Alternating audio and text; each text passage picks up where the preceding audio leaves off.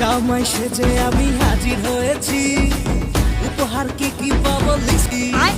আরে এখানে একা একা বসে কি করছো? কি আর করবো, যা গরম পড়েছে ওই লেগে এখানে বসে আছি। আরে আজকে স্পেশাল দিন বটে, এখানে বসে থাকলে চলবে? স্পেশাল এমন করছি যেমন রোববার ইয়ার আগে কোনোদিন আসে নাই বাপের জন্য, আজকে প্রথম রোববার আইছি। এটা কে বুঝাবে? আরে আজকে জামাই ষষ্ঠী বটে। তা জামাই ষষ্ঠী পড়া তো আমি কি করবো? साला ये दुख का खत्म नहीं होता बे। ওহো, দেখিছো আমার একদম খেয়াল ছিল না। তোমার তো আবার হয় নাই। হ্যাঁ? আরে কাকু কি হলো? তা আমি কি বুঝি না কিছু নাকি? আমি ঘাসে মুখ দিয়ে চড়ি? জামাই ষষ্ঠী বলে আমার কথা শোনাতে আইছি, আমি বুঝি গেছি না? আরে না গো, কথা শোনাতে আসি নাই, নিমন্ত্রণ করতে আইছি। মানে আরে বাবা, এবছর জামাই ষষ্ঠী খেতে শ্বশুর ঘর যায় নাই, আর তোমার তো যাওয়ার জায়গা নেই। তাই এমনিতেই আজকে আমাদের ঘরে ছাগল মাংস হচ্ছে, তুমি দুপুরবেলা খেতে আসবে লাই? সত্যি তুই আমার কথা বিরাট ভাবুস।